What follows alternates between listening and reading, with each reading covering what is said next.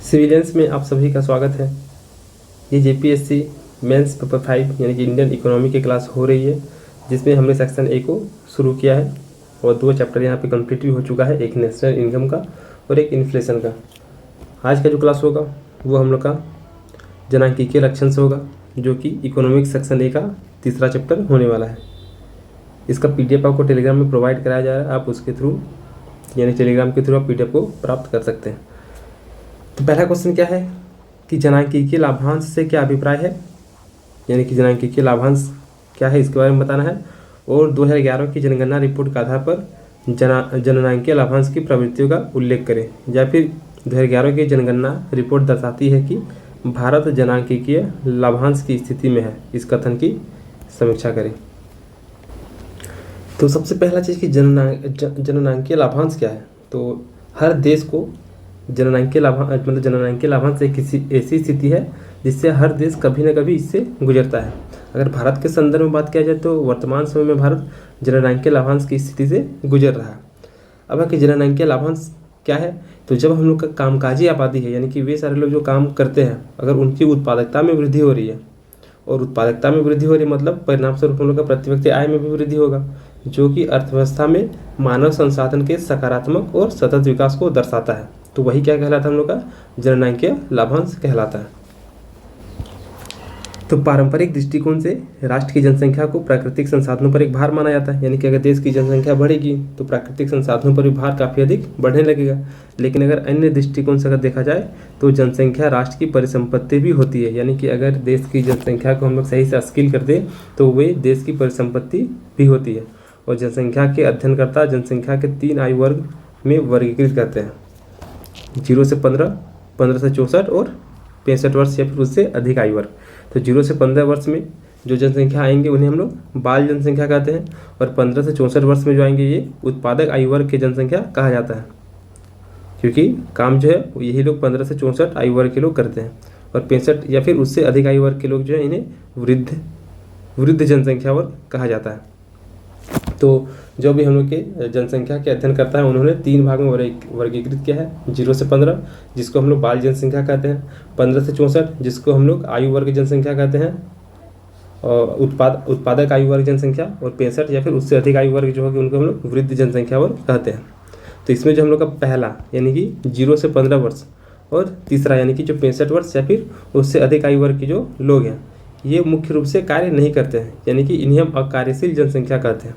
और मुख्य रूप से कार्य कौन करते हैं, तो 15 से 64 आयु वर्ग के लोग ही कार्य करते हैं, यानी कि जो 0 से 15 और जो 65 वर्ष या फिर उससे अधिक वर्ष के व्यक्ति हो गए तो वे अकार्यशील जनसंख्या हो गए, यानी कि ये कार्य करने में सक्षम नहीं होते हैं, क्योंकि 0 से 15 वर्ष के उम्र के बच्चे कार्य नहीं कर सकते और 65 वर्ष में वे वृद्धावस्था को जाने लगते हैं, तो वे उस स्थिति में भी कार्य नहीं कर पाते।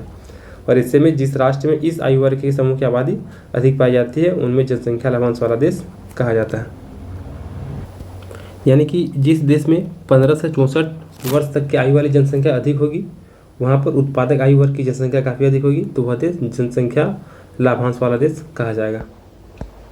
अब इकोनॉमी सर्वे हुआ 2012-13 में, तो इसके अनुसार भारत सरकार के कार्यशील जनसंख्या जो 65 से 69 वर्ष की आयु सीमा के लोगों को स्थान प्रदान करती है।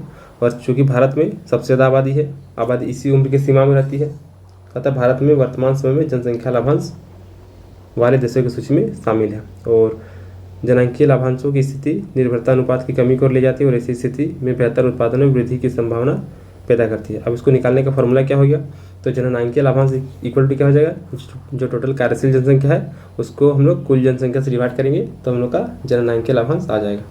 फिर निर्भरता अनुपात, तो जो अकार्यशील जनसंख्या है उसको कार्यशील जनसंख्या से डिवाइड करने से निर्भरता अनुपात आ जाता है। अब कि जननांकीय लाभांश एक ऐसी स्थिति है जिससे हर देश को कभी न कभी गुजरना ही पड़ता है। और अगर भारत की बात किया जाए तो 1980 के दशक के बाद से भारत जननांकीय लाभांश की स्थिति से गुजर रहा है। अगर हम चीन की बात करें तो चीन पिछले 3 दशकों से जननांकीय लाभांश की स्थिति में है, और इस समय चीन की आर्थिक समृद्धि बहुत अधिक हुई है, जो कि आर्थिक समृद्धि में यही स्थिति ने उत्प्रेरक की भूमिका निभाने का कार्य किया है। यानी कि चीन में पिछले 3 दशकों से जननांकीय लाभांश की स्थिति काफ़ी अधिक रही, यानी कि यहाँ पे कार्य करने वाले लोगों की संख्या काफ़ी अधिक रही, तो ऐसी स्थिति में उनका आर्थिक समृद्धि होने में ये जनसंख्या उत्प्रेरक की भूमिका निभाने में कार्य किया। लेकिन 2015 के बाद से चीन का जननांकीय लाभांश की स्थिति जो वो धीरे धीरे घटता चला गया, यानी कि वे वंचित होता चला गया। लेकिन भारत लगभग 2040 तक जननांकीय लाभांश की स्थिति में बना रहेगा। और जनगणना 2011 के आधार पर 12वीं पंचवर्षीय योजना के प्रारूप तैयार किया गया था। उसके अनुसार भारत में कार्यशील जनसंख्या 58% के ऊपर थी और 2021 तक के लगभग 64% से भी अधिक हो जाएगी। इसकी संभावना 12वीं पंचवर्षीय योजना के समय में किया गया था। और सबसे दिलचस्प बात क्या हो गया कि कार्यशील जनसंख्या में भी अधिकतर आबादी जो वो 20 से 35 वर्ष की आयु वर्ग के होते हैं और 2020 तक भारतीय की औसत 29 वर्ष रहेगी, यानी कि 20 से 35 वर्ष हम लोग का अधिकतर आबादी होता है, वो भारत में अब लगभग 2020 तक औसत 29 वर्ष रहने का अनुमान लगाया गया था। जबकि अमेरिका और चीन के संदर्भ में देखा जाती है 37 वर्ष, वहीं पश्चिम यूरोप के संदर्भ में 45 वर्ष होने की संभावना थी। यानी कि यहाँ पे अधिकतर कार्यशील आबादी जो होगा वो 20 से 35 वर्ष का होगा। लेकिन भारत में अनुमान था कि 2020 तक जो भी हम लोग का कार्यशील जनसंख्या होगा उनका औसत उम्र कितनी होगी, तो 29 वर्ष होगी। वहीं अमेरिका और चीन के संदर्भ में काफ़ी अधिक ज़्यादा रहेगा, 37 वर्ष, और पश्चिमी यूरोप के संदर्भ में 45 वर्ष होने की संभावना थी। यानी कि 2011 से 2030 के दौरान भारतीय श्रमिक बल में आधे से अधिक आबादी 30 से 49 वर्ष के रहेंगे। यानी कि भारत विश्व का सर्वाधिक कार्यशील जनसंख्या वाला देश में से एक होगा। और स्मरणीय रहे कि जनसंख्या में 40 से 49 आयु वर्ग के अंतर्गत आने वाली जनसंख्या सर्वाधिक उत्पादनकारी होती है। और चूँकि भारत में भी आबादी जो अधिकतम है वो 30 से 49 वर्ग के बीच में रहेगा, तो यही जो है सबसे ज़्यादा हम लोग को उत्पादन करती है। तो अगर सही प्रकार से अगर उत्पादन करेंगे तो कहीं ना कहीं भारत में भी आर्थिक समृद्धि काफ़ी अधिक होगा। अब क्या है कि इसके कुछ पॉजिटिव चीज़ भी है और नेगेटिव भी है। अगर हम लोग सही तरीके से अपने युवा को अगर स्किल सिखाएंगे तो वे सही डायरेक्शन में कार्य करेंगे, और अगर नहीं तो वे गलत रास्ते को चुन लेंगे। तो जननांकीय लाभांश किसी भी देश के लिए एक अवसर भी है और चुनौती भी है। अब ये देश पे डिपेंड करता है। तो अगर हम बढ़ती हुई कार्यशील जनसंख्या को अगर अच्छा एजुकेशन देंगे, अच्छा मेडिकल फैसिलिटी देंगे और वहाँ तक पहुँच सुनिश्चित कराएंगे और उसकी विकसित शारीरिक और मानसिक क्षमता का उत्पादन को कहीं अधिक सक्षम बनाएंगे, और यदि इसे बेहतर कौशल और प्रशिक्षण भी दिया जाता है तो इसकी उत्पादकता में वृद्धि के लिए ये उत्प्रेरक का कार्य करेगा। यानी कि अगर हम लोग किसी भी युवा को सही तरीके से स्किल करेंगे, उनकी मानसिक क्षमता को और भी ज़्यादा हम लोग बेहतर बनाएंगे, उनको सही तरीके से एजुकेट करेंगे, तो कहीं ना कहीं वे देश के उत्पादन में काफ़ी अधिक सहायक होंगे, वो उत्प्रेरक के रूप में काम करेंगे। लेकिन फिर भी इसका लाभ जो है वो अर्थव्यवस्था को तभी मिल पाएगा जब हम इनके लिए बेहतर श्रम उत्पादकता वाले रोजगार के अवसरों का सृजन कर पाएंगे। यानी कि स्किल हम सिखा दें लेकिन हम लोग रोजगार नहीं दे पा रहे, तो ऐसी स्थिति में वे स्किल लेबर तभी काम आ सकता है जब हम लोग उन्हें रोजगार के अवसर भी दे पाएंगे। अन्यथा जननांकीय लाभांश का लाभ उठाना मुश्किल हो जाएगा। यानी कि कार्य करने के लिए लेबर है, स्किल है, लेकिन कार्य ही नहीं है, तो वैसी स्थिति में देश में आर्थिक समृद्धि भी नहीं होगा। और इसकी वजह से क्या हो जाएगा, चोरी डकैती बढ़ जाएगा, अपराध बढ़ जाएगा, हत्या होने लगेंगे, बलात्कार के केसेस काफ़ी ज़्यादा बढ़ जाएंगे, राजनीतिक अस्थिरता धीरे धीरे उत्पन्न होने लगेगी जो देश में अराजक की स्थिति उत्पन्न करेगी, और ये भारत का आर्थिक विकास के मार्ग को अवरुद्ध करेगा। यानी कि कुल मिला के जननांकीय लाभांश जो है वो हर देश को गुजरना पड़ता है उस स्थिति से। अब वह देश पे डिपेंड करता है कि वे अपने कार्यशील जनसंख्या को किस प्रकार से स्किल करते हैं, किस प्रकार से एजुकेशन देते हैं, मेडिकल फैसिलिटी प्रोवाइड कराते हैं। इतना होने के बाद भी वे अपने जो भी कार्यशील जनसंख्या है क्या वो उन्हें रोजगार उपलब्ध करा पाते हैं कि नहीं करा पाते हैं। अगर करा पाएँ तो अच्छी बात है, देश का आर्थिक विकास होगा, आर्थिक समृद्धि होगा। लेकिन अगर नहीं हो पाया तो ऐसी स्थिति में राजनीतिक अस्थिरता आएगी और अराजकता जैसी स्थिति उत्पन्न होने लगेगी। अब कि फरवरी 2012 में जारी दस्तावेज जॉन अलाइनमेंट 2.2.0 में इस बात को लेकर संदेह प्रकट किया गया कि भारत आने वाले समय में जननांकीय लाभांश का लाभ उठा पाएगा, क्योंकि भारत में अभी भी 58% से अधिक आबादी जो है वो आजीविका के लिए कृषि पर निर्भर है। और कृषि पर निर्भर है और कृषि जो है वो सिर्फ और सिर्फ 45% भूभाग जो है वही हम लोग का सिंचित योग्य भूमि है, बाकी 55% भूभाग मानसून पर निर्भर है। इसलिए कृषि को जुआ भी कहा जाता है। तो इसीलिए यहाँ पे बोला जा रहा है कि भारत का 58% आबादी जो है वो आजीविका के लिए कृषि क्षेत्र पर निर्भर है, जो कहीं ना कहीं एक संदेह उत्पन्न करता है कि भारत अपने जननांकीय लाभांश की स्थिति में होने के बावजूद भी उनका वो सही प्रकार से प्रयोग नहीं कर पाएंगे, और कृषि में गुणात्मक परिवर्तन के बगैर यह आबादी कई प्रकार से बेरोजगारी या कम उत्पादन का ही सामना करेगी। औद्योगिक क्षेत्र में ही जननांकीय लाभांश की स्थिति दिखाई देती है, परंतु इन आशंकाओं के बावजूद भी यह कहना समुचित होगा कि लोकतांत्रिक देश होने के कारण उत्पादन के माहौल में ज़्यादा अनुकूल मिलना कठिन होगा और चीन की भांति भारत जननांकीय लाभांश का लाभ नहीं उठा पाएगा। फिर भी तीव्र विकास दर जरूर बनी हुई रहेगी। यानी कि एक रिपोर्ट छपा जॉन एलाइनमेंट 2.0, जिसमें भारत के बारे में बताया गया कि ये अपनी जननांकीय लाभांश की स्थिति में उनका सही प्रकार से प्रयोग कर पाएंगे कि नहीं कर पाएंगे, इनके पीछे उनका डाउट्स है, क्योंकि भारत का 58% आबादी जो वो अभी भी कृषि क्षेत्र में आजीविका के लिए निर्भर है। और भारत का कृषि की स्थिति जानते ही हम लोग 45% भूभाग ही सिंचित योग्य है, बाकी हम लोग मानसून पर निर्भर रहते हैं। तो कहीं ना कहीं यहाँ पे एक संदेह उत्पन्न हुआ है। अब अगला क्वेश्चन है कि वर्ष 2000 में घोषित राष्ट्रीय जनसंख्या नीति की समीक्षा करें और राष्ट्रीय जनसंख्या नीति 2000 के महत्वाकांक्षी लक्ष्यों की विवेचना करना है। तो जनसंख्या वृद्धि की अधिकता के संदर्भ में सामान्य अवधारणा क्या हो गया कि किसी भी राष्ट्र के विकास में बाधक होता है, लेकिन अगर सही तरीके से अपनी जनसंख्या को स्केल करके यूज किया जाए तो वो कहीं ना कहीं देश की समृद्धि में विकास में काफ़ी महत्वपूर्ण रोल प्ले करता है। तो भारत आज़ादी काल के आरंभ से ही तीव्र जनसंख्या वृद्धि वाला देश रहा है और वर्तमान में सबसे आगे आ गया। और ऐसे में भारत के लिए ठोस जनसंख्या नीति का होना काफ़ी आवश्यक था, क्योंकि जनसंख्या काफ़ी अधिक मात्रा में है। तो भारत विश्व का पहला ऐसा देश था जिसने 1952 में परिवार नियोजन कार्यक्रम को स्वीकृति दी थी और तीसरी पंचवर्षीय योजना में इस पर गंभीर चिंतन भी करना शुरू कर दिया था। लेकिन इसके बावजूद 1970 का दशक जो रहा वो भारत के लिए जनसंख्या विस्फोट का दशक साबित हुआ। यानी कि 1952 में परिवार नियोजन कार्यक्रम के बावजूद 1970 में जनसंख्या काफ़ी अधिक वृद्धि हुआ और 15 फरवरी 2000 को राष्ट्रीय जनसंख्या नीति की घोषणा की गई, क्योंकि 1970 में काफ़ी अधिक जनसंख्या विस्फोटक हो गया और जिसमें 2045 तक स्थिर जनसंख्या के लक्ष्य को प्राप्त करने की घोषणा की गई। अब है राष्ट्रीय जनसंख्या नीति 2000 को सरकार ने व्यवहारिक रूप देते हुए अलग अलग समय के लिए अलग अलग लक्ष्यों को निर्धारित कर इसे 3 चरण में बांटा है। पहला, तत्कालिक उद्देश्य क्या होना चाहिए, दूसरा मध्यकालीन उद्देश्य और तीसरा दीर्घकालीन उद्देश्य।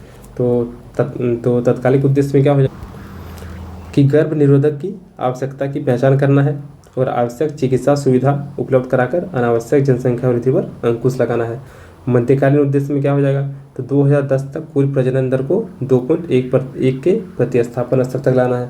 लेकिन भारत का आबादी इतना बढ़ गया है कि अगर 2.1% से भी अगर जनसंख्या ग्रो करेगा तो वो भी एक काफ़ी बड़ा जनसंख्या हम लोग के पास आ जाएगा। दीर्घकालीन उद्देश्य में देखा जाए तो क्या हो गया 2045 तक स्थिर जनसंख्या का लक्ष्य हासिल करना है।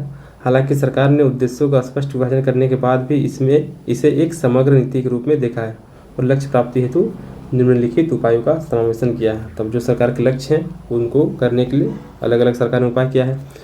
तो प्रति 1000 जीवित जन्मे बच्चों के लिए शिशु मृत्यु दर 30 से कम होना चाहिए। यानी कि 1000 बच्चा अगर पैदा हो रहा है तो उसमें 30 से कम बच्चा मृत्यु दर होना चाहिए।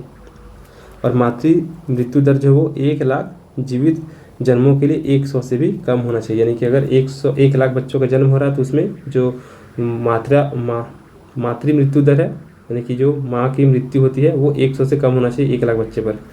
80% प्रसवों के लिए प्रशिक्षित स्टाफ के साथ नियमित डिस्पेंसरी या अस्पताल और चिकित्सा संस्था का प्रयोग, एड्स के बारे में सूचना उपलब्ध कराना और संक्रामक रोग पर नियंत्रण स्थापित करना, 2 बच्चों के छोटे परिवार के मानक को अपनाने के लिए लोगों को प्रोत्साहित करना। फिर हो क्या सुरक्षित गर्भपात की सुविधा को बढ़ाना, बाल विवाह प्रतिबंध कानून और जन्म पूर्व लिंग निर्धारण तकनीक कानून को कड़ाई से पालन करना, लड़कियों की विवाह की उम्र 18 वर्ष से भी ऊपर उठाकर 20 वर्ष तक करना, 21 वर्ष के बाद विवाह करके 2 बच्चे के बाद परिवार नियोजन कराएं। इससे महिलाओं को पुरस्कृत किया जाएगा। यानी कि जो महिला 21 साल बाद शादी करती है और 2 बच्चा होने के बाद परिवार नियोजन कराती है तो उन्हें पुरस्कृत किया जाएगा। फिर एक BPL व्यक्ति जो 2 बच्चों के बाद बंध्याकरण या फिर नसबंदी कराएंगे उन्हें स्वास्थ्य बीमा उपलब्ध कराया जाएगा। और जनसंख्या नीति के क्रियान्वयन पर निगरानी रखने के लिए प्रधानमंत्री की अध्यक्षता में एक राष्ट्र आयोग की नियुक्ति करना है। तो इस प्रकार से हम लोग सरकार ने 3 प्रकार की नीति बनाई और उन चीज़ों को सही प्रकार से क्रियान्वित करने के लिए ये सारी योजना बनाई सरकार ने, ताकि जनसंख्या पर कंट्रोल किया जा सके। तो उपरोक्त उपाय से सरकार आशा करती है कि 2045 तक स्थिरीकरण हो सकेगा जनसंख्या का और भारत सरकार की इस जनसंख्या नीति को सही दिशा में उठाएगा कदम भी माना जा रहा है। UNFPA के प्रतिनिधि माइकल बलसेल्क का कहना है कि यह नीति सरकार की जनसंख्या संबंधी चिंताओं का स्पष्ट प्रमाण है। यानी कि यही सारी नीतियों से पता चल रहा है कि सरकार जनसंख्या को लेकर चिंतित है। और इसमें जबरन उपायों का प्रयोग न करके सकारात्मक उपायों पर अधिक निर्भरता दिखाई गई है। ऐसा कौन मान रहे हैं? तो UNFPA के प्रतिनिधि जो है उनका कहना है। हालांकि भारतीय परिवार नियोजन संस्था के अध्यक्ष डॉक्टर नीना पुरी, इन्होंने इस नीति की आलोचना करते हुए क्या कहा कि जो भी नई जनसंख्या नीति बनी है उसमें परिवार परिसीमन का पूरा भार नारी पर डाला गया और पुरुषों के प्रति ये बेहद नरम है। और सरकार ने भी इन योजनाओं के साथ इसी दौरान एक कठोर संदेश भी दिया, जिसके तहत 2026 तक लोकसभा की सीटें 1971 की जनगणना पर ही आधारित रखने की घोषणा के साथ केरल, तमिलनाडु जैसे राज्यों को जिन्होंने छोटे परिवार के मानक को प्रभावी रूप से अनुसरण किया है उनको प्रोत्साहित किया जाएगा।